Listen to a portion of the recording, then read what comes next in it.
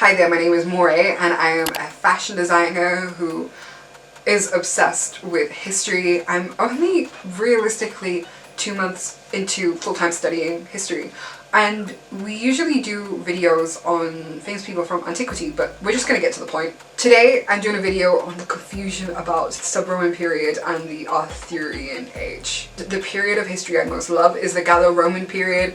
It's the period when the Romans invaded the Celtic nations, and I'm really based on this period. I want to find every single artifact that I can find in terms of when the Romans were here. I want to know everything, and it's my strongest point.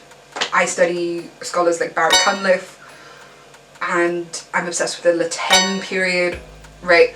But when I look into something called the sub-Roman period, so it's right at the end of when Honorius left us, you know, the indigenous Celts, which I am an ancestor of, it's got me so confused that this term gets confused with a term called the Arthurian Age, right? So I think it was John Morris who coined the sub-Roman period as being the Arthurian Age in the 1970s. And a lot of scholars say this is for a few different reasons. Number one is the sub-Roman period literally had no evidence in it whatsoever. We know that Honorius left us, but you have these couple of lost centuries, so it's a lot easier to conflate the sub-Roman period with the Arthurian Age. However, when I wasn't studying history full time, like, I used to think the Arthurian Age was all wizards, and it was medieval, and it was very dark ages. But actually, no. Arthur apparently lived during the sub-Roman period where the indigenous Celts were fighting against the Anglo-Saxon invasion. So let's talk about the actual history and the origins of the Arthurian Age. Go back to the 5th century. After 4 centuries of Roman rule, Honorius withdraws from the Celtic states because the Byzantine Empire is starting to grow and they need the former Roman Empire is in shreds, right? So the Celtic people, who are now Gallo-Roman, are starting to see that Anglo-Saxon invaders are turning up on the shores of the British Isles. And there are these few centuries that are missing in history.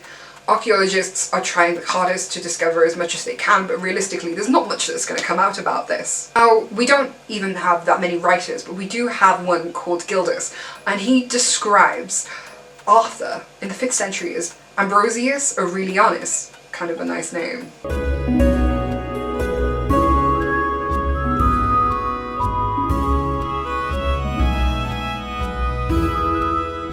Ambrosius Aurelianus is an Anglo-Saxon chief who speaks Latin, but he's fighting invading forces. Okay, so I've got my timeline so I don't get confused.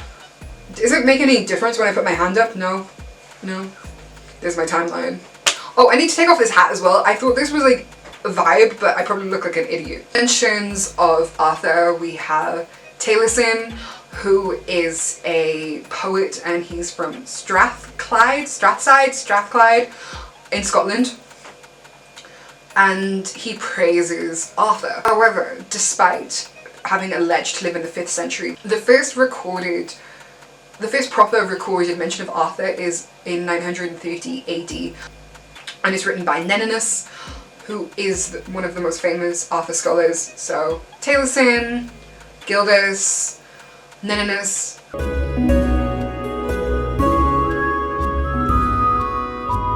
However, I want to talk about how Geoffrey of Monmouth ended up getting his hands on the legend of Arthur. So yeah, there are no primary sources of Arthur, realistically, and that already makes Arthur's pop culture debut pretty late. It's not until 1090 that Geoffrey of Monmouth starts talking about Arthur.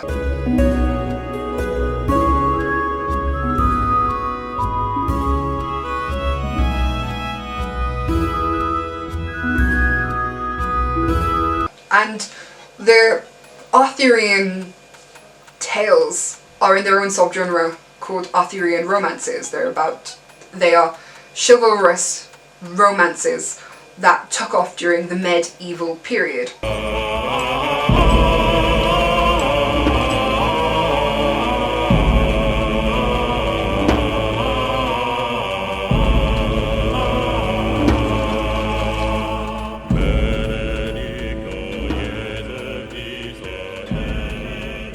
By the blood of Jesus Christ, I join you in marriage. Man to woman, king to queen. By the 12th century, that we see that Geoffrey of Monmouth has really commodified Arthur. To be honest, his history of Britain is seen as history, not folklore, and people take his word as truth rather than, well, made up tales. People think that Arthur is a real legend, along with Merlin, or Merlin, as you guys might know him.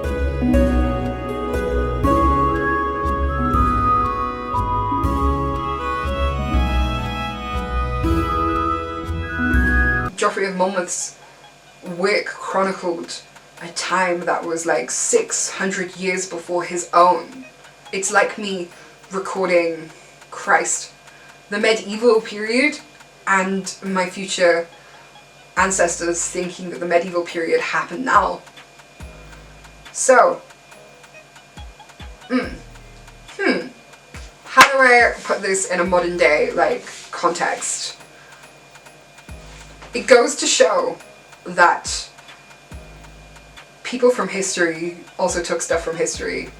I sound really dumb saying that. And I feel like this year is really about like the year of just realizing stuff, and everyone around me, we're all just like realizing things. Geoffrey of Monmouth created the Arthurian legend for a Dark Ages and medieval palette and transformed this sub-Roman legend into something that was to be the standard for people in the medieval era when we look at Arthurian romances.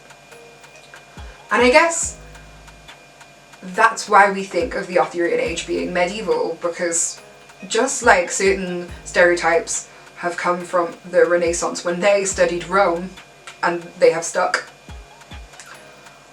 we seem to assume that Arthur is an Arthurian romance than a scared British king whose forces in Rome have abandoned him and his tribe.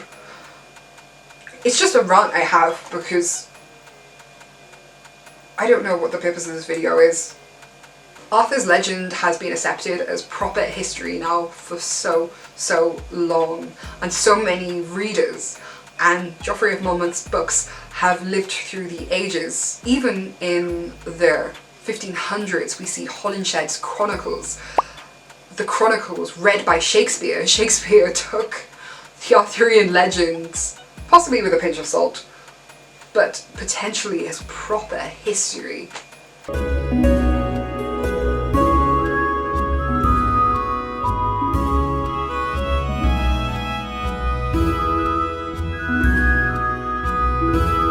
Can we stop calling the sub-Roman period the Arthurian period, because people are just confused by this point.